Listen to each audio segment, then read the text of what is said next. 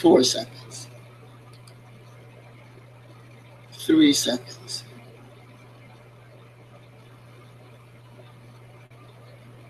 2 seconds, 1 second.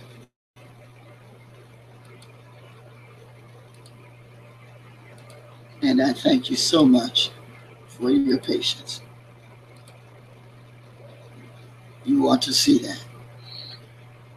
You want to see it. Okay. Moving right along. How can we gain a sense of authority? How can we gain it? There ought to be no uncertainty whatsoever at all. No uncertainty. This is what the diagram is all about. Of knowing, spirit, emanating intelligence. Spirit is the first cause, and it selects. Whatever the desired form is, not what you see. The desired form is what it is we want in the first place. Then, obedient servant, the mind or the loom, the obedient servant always acts impersonally. It doesn't care how much money you have, what side of the tracks. It does, none of that computes. Always finds a way and a means to make it happen.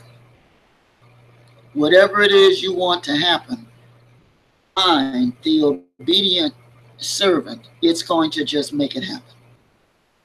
We are the what. What is it do we want? Mind, being the obedient servant as it is the how it's going to get done.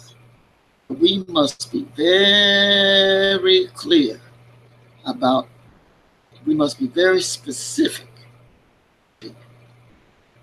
Because when the practitioners are treating their patients or clients, they're trained to see health. They're trained, from what I'm understanding, they're trained to see health. To know that they are one with, and that they are one with, they're one with the one. And until they can grasp that concept, then they are not apprentices. So now I'm going to leave that diagram up there because it's going to be very helpful. All right. Is the diagram still there? Yes, it is. Number 9.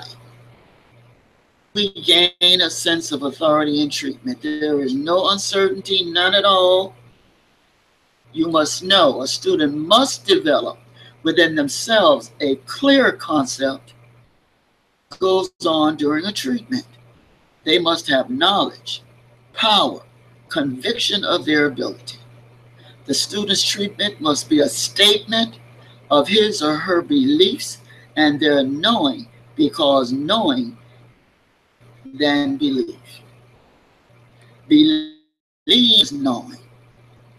I know today is Thursday versus I believe today is Thursday. Well, today is Thursday. Number 10 is the difference between technique and consciousness. Page 90. Techniques can be learned, are acquired or obtained through learning. Consciousness, awareness, but we prefer the word consciousness, is a matter of growth and the development, cultivation, and more importantly, maturity of certain inward attitudes about yourself, such as myself, such as developing my sense of authority. A student must encourage within themselves a clear thought of what goes on during a treatment. And they must know what to expect during a treatment, to expect. And it is an unfoldment person within. Unfoldment to know what to expect. And in the knowing of what to expect, in and of itself, we are gradually growing. We are gradually coming forth. We're getting rid of the old, and embracing the new. That's me with my headphones. We are getting rid of the old, that which does not serve us any longer. And we are not afraid to embrace the new. Change can be fearful, but change we must learn to accept. We must learn. If you want to do anything in life, we must be open and willing to be in touch with our greatness. First of all, we must believe that we are great. We must believe that we are made and joy and bliss. We must believe that we are made in the image and likeness.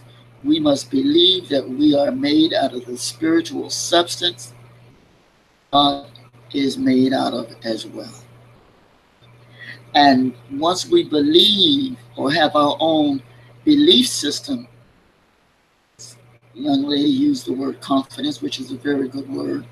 And when we have that inward, deeper than deep confidence, then part of our unfolding process, coming to believe and having the confidence, that word confidence. Moving right along. Have any questions at all? Any questions?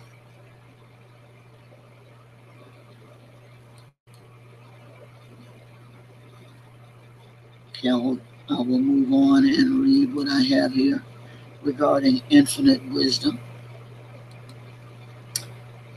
Infinite wisdom, page 11 and 12. The wisdom is the power. It is a striking fact that whenever a person has come to see clearly the tremendous power of the infinite healing presence, that person has been able to speak a word for the healing of conditions. The healing is the healing of the false inward belief.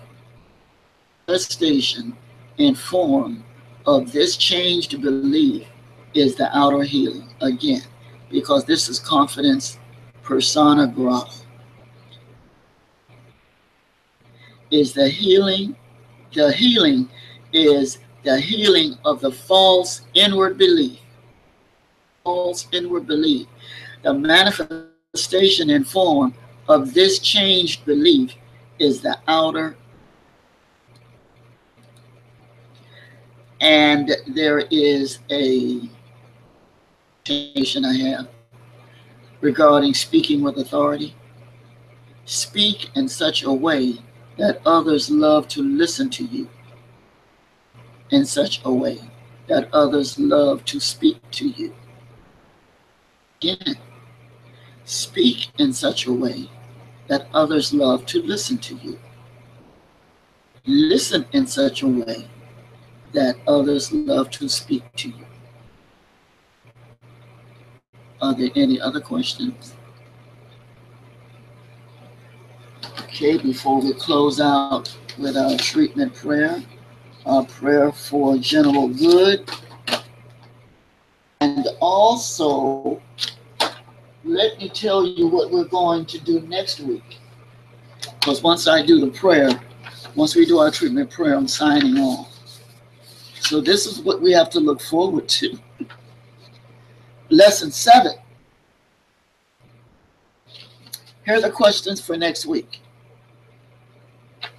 Number 1, I advise that you study the lesson carefully, then put it aside, write the answers to the questions, and finally check your answers by the lesson. 1. 2. What does the practitioner work with in a treatment? Number 3. When is a treatment completed? Number 4. In treating for another person, why do we use the third person instead of the second? That is a good question. Number 5. Comment on the relation between frequency of treatment and release. What attitude should we take toward time and healing? Explain the realization method of treatment. 8. How does the analytical method of treatment differ from the realization method? How may one achieve the relaxation step method? I have a lot of reading to do, don't we? Number 10. Explain the recognition step, including its tremendous significance in healing. Our collateral readings are Frederick Bale's own prayers, located in Hidden Power for Human Problems, Chapter 12. Also by Bale's Your Mind Can Heal You, Chapter 5. If you have the edition that was printed in 1941, then the pages are 99 through 106. The edition that was printed in 1971, then it would be pages 86 through 92. We also have, again, ERVIN SEALE, The Great Prayer. I'm about to close out. Before I do, I just want to say one little thing and then I'm done. Although our gatherings are free, yet they do cost.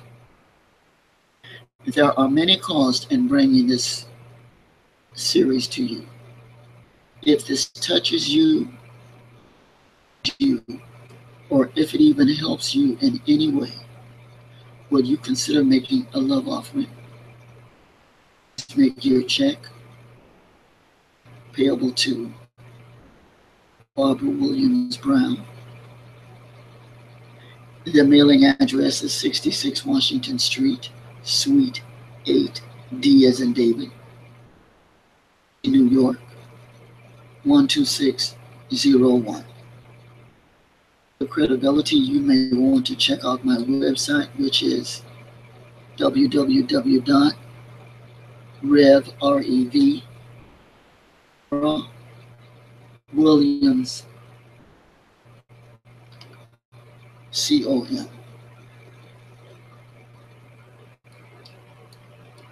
Moving now to closing prayer.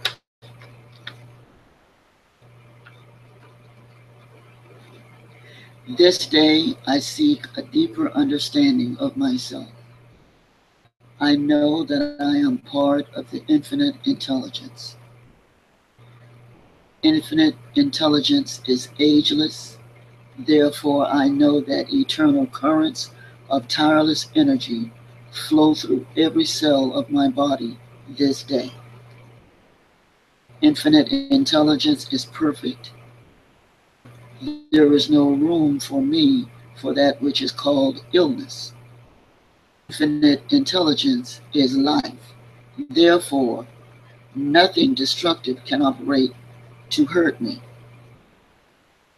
Infinite wisdom, therefore, my thought, so that I am guided in all right action this day. Wisdom, Therefore, my thought has balanced so that I am guided in all right action this day. It is fullness. Therefore, my cup of blessing overflows. Today, I am alive to my true nature, expression of that eternal good that is forever invisible, which worketh in me to will and to do pleasure. And so it is. The light of God surrounds us, enfolds us. The power of God protects us, and the very presence of God watches over us. God is. And so it is. I'll see you next week, and thank you very much for being part of this evening lesson. Peace and blessings.